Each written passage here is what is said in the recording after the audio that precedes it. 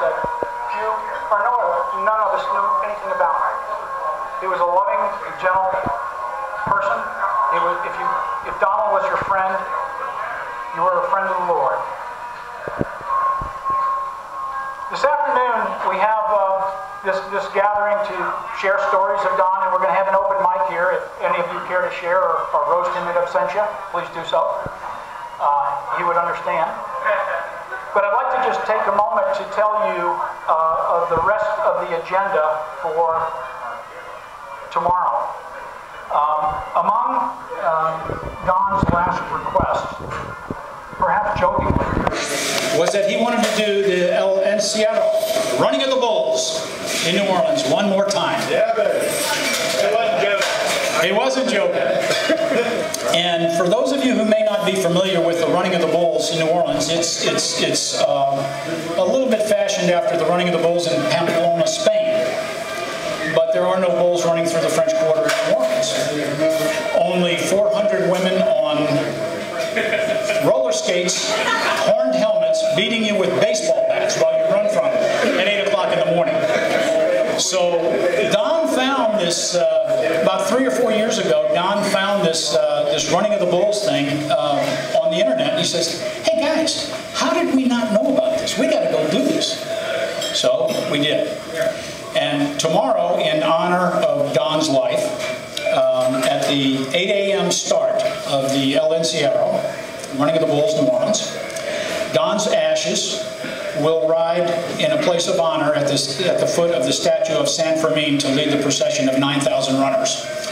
So thereafter, we have a vigil, a mass of intention at the St. Louis Cathedral at 5 o'clock, and it followed by around 6 p.m. or 6:15, we have an a cappella group that will lead us in song and celebration to a couple of watering holes in the French Quarter.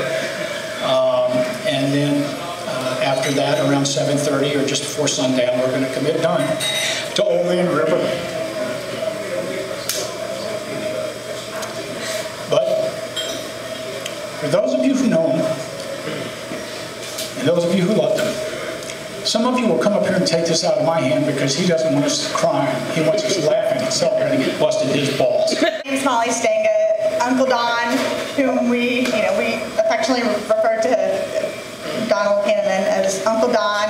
I was blessed beyond measure to be his goddaughter, and I mean goddaughter in every sense of the word. And he was with me at my birth when my parents couldn't be with me. He came with my grandparents to the hospital I was sent to, and in true kindred spirit fashion, he passed on my birthday. And that's how I know we had that connection. He was my godfather in every sense of the word. But he gave us a lot of gifts of laughter and love and good times and wisdom, and not so much wisdom, but good times.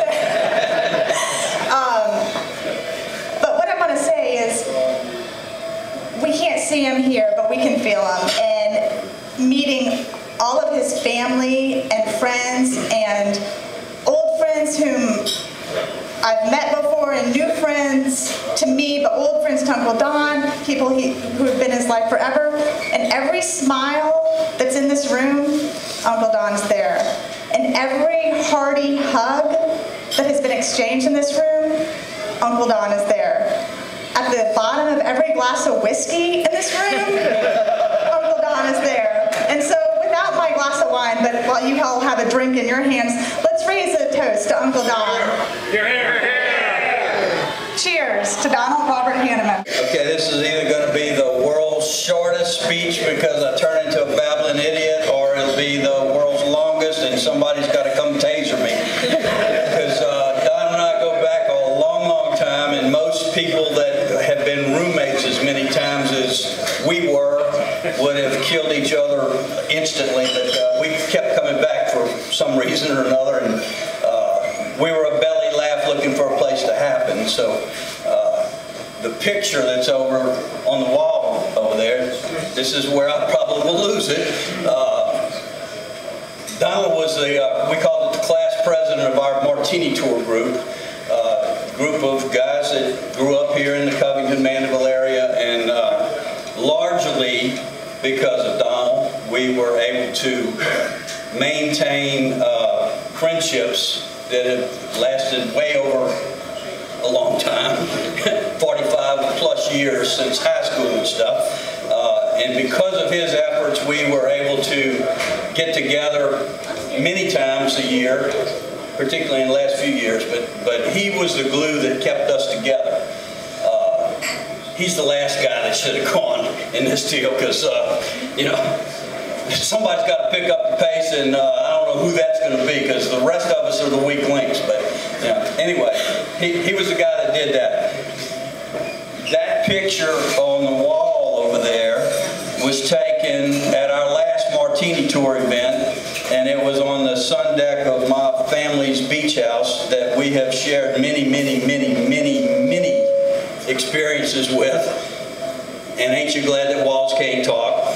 Because some of them we can't talk about anymore. But it was a wonderful time. But that picture encapsulates, whatever that word is I'm trying to say, that's the epitome of what happened every time we ever got together. It was a belly laugh looking for a place to happen. And it was with me and Donald, and it was with me and the rest of my Martini Tour brothers in cocktails. We enjoyed each other's company immensely. We told the same lies for 45 years, and they're still funny to us. The wives that are still in the group don't necessarily think it's funny, and the ones that exited stage right damn sure didn't think they were funny. We had some crew changes.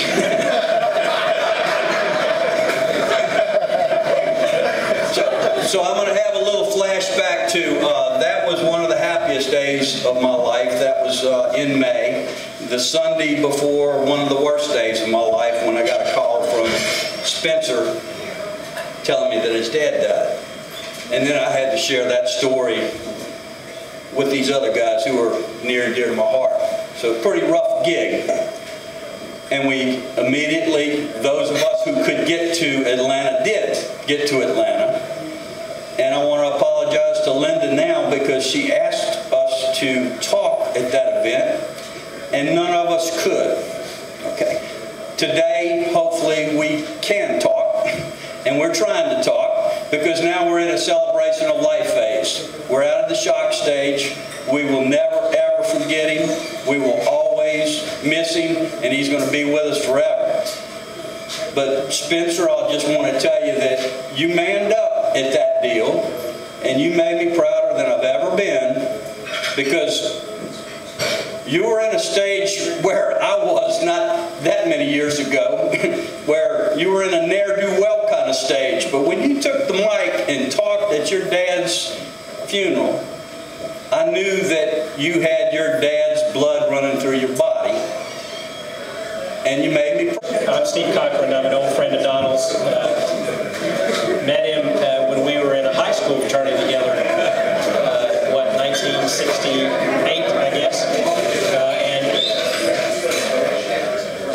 And I was thinking a lot about this weekend because among my close friends, Donald is the first one to no longer be here. And there's a friend of mine whose father passed early in his life told me once, and that's now we're talking about this, there's a void that occurs when something like that happens, and it's something that I think for a lot of us, you don't really ever get over. You get used to it. You get used to it, but you don't get over it. And that, we were emailing back and forth, and Bratton said, well, we'll suspend reality for another couple of days. And that's really kind of what it is, because the reality is Don's not here.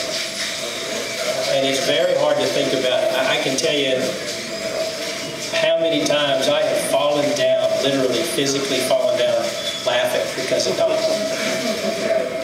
And so my memories, all of those memories are all about that.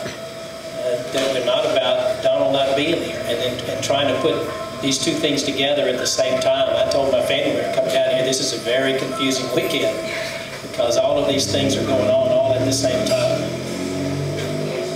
The only really reason I wanted to to say anything is that I wanted to be able to tell you as his son what a remarkable, remarkable man he was.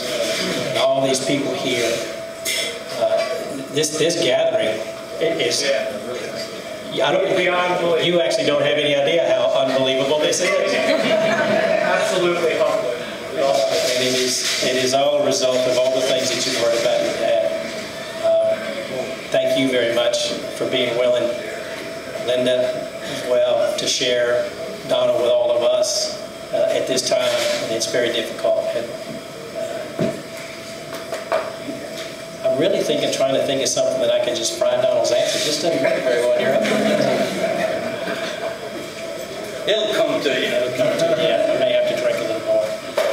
I want to thank all you guys for coming here too. It's really great for us to be able to see people that we haven't seen for so long. It is a useful reminder to all of us. Maybe we ought to do a better job of seeing each other occasionally instead of just showing up when people are no longer with us. So that's all I have to say for now. We're going to keep talking for. My name is Lane Stanga, and I am the youngest daughter, the youngest child of Mike Stanga, one of the Martini Tour members. Happy trails. I've introduced myself to some of the people in this room, and they say, I know who you are, I've read your blog, and I think, oh shit.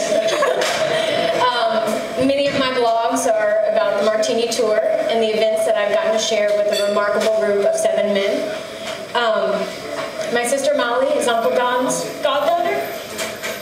What you don't know is that I'm Uncle Bill's goddaughter, and you don't know that because he doesn't know that.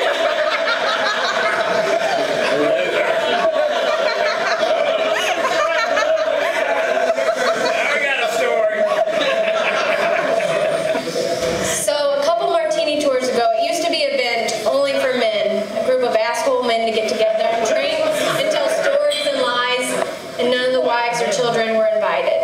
It was a literary event. They wrote books too. Yeah, it's coming out. Yeah, it's coming out. Who was smart? And over time, the families got to be involved, and soon it evolved into fathers and daughters. And then finally, they let the wives come. But one particular Martini Tour event, where Uncle Don showed up as Elvis to rock and roll. I actually have that shirt for you. Good. Keep it. We're sitting around and we're talking about everybody's parents, godfathers, and Molly's talking about what a great job Uncle Don has been as her godfather. And Uncle Bill looks at me, and I'm 23 years old at the time, and he said, lady, who's your godfather? I said, you asshole.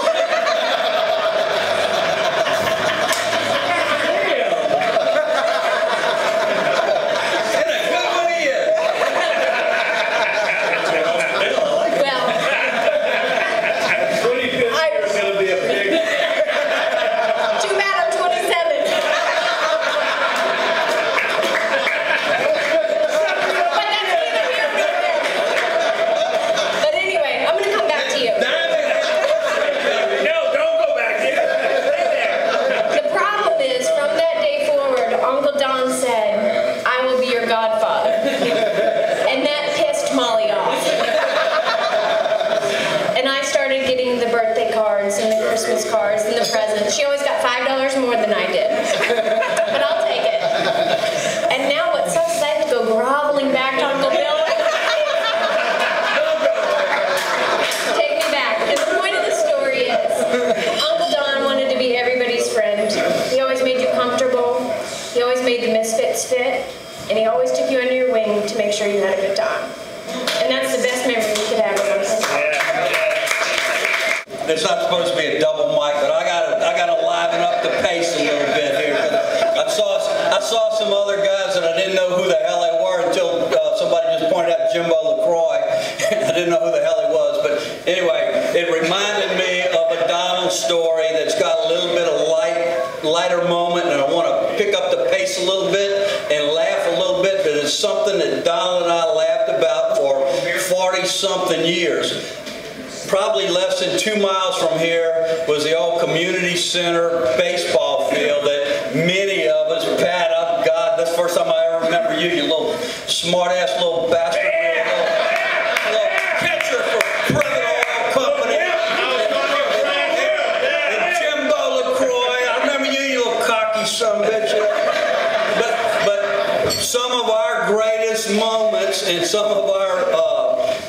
glory days were spent at that old rock baseball field at the Covington Community Center.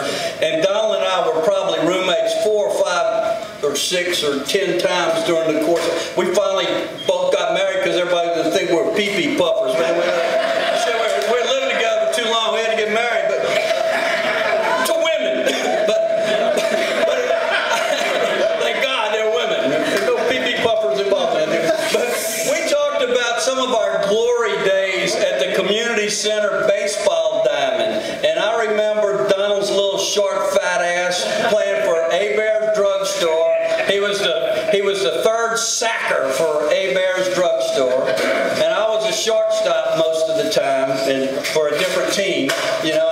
And we were all from. I mean, we all knew each other since we were little kids and stuff. And that Community Center baseball field, you know, we had some of our greatest moments there. Donald and I would laugh our asses off talking about making incredible defensive stops. Somebody hit a shot that was destined for a base hit, and old fat Donald would make a diving stab to rob a guy of a single, or I'd make a diving grab of a ball that was going into the outfield, and more times than not, we'd both get up and we'd hum the ball to first base to throw the guy out, only to watch it sail into the darkness over the dugouts, and they hit in the darkness, and nobody knows where that is yet. I mean, I want to go by there to see if that sucker's still there, but you'd hear this bang, hit the Humane Society. So Donald and I had glory days talking about making the dogs bark at the community center. So and we laughed about that for 40-something years. I kind of want to go by there and pay tribute to the third base line, and if the Humane Society is still there, I want to go make a donation to scaring the shit out of all those dogs for all those years, because he and I did our part to scare them. So my dad was the greatest man I've ever known, and he did some stuff wrong, but for the most part, there was nothing that he could do that would change the way that I looked at him. And he was my hero. He was. And if I could aspire today to be anyone in this world, it would be him. To his Martinez Tour brothers who are here today, he loved you all like his own, sometimes better. Most of the time, he just loved you like his own, though. But you were all family to him, and you're all family to me. And I thank you all for being there for me during this time. I want to thank everybody for showing up. Y'all didn't have to, and y'all did. And it's a testament to who he was and to who you all are as people and as friends and as, well, as far as I'm concerned, Louisianans. But I'm going to stop because I'm mumbling. But thank you all so much for coming and for showing me the love and support that y'all have. It's truly been more of a blessing than what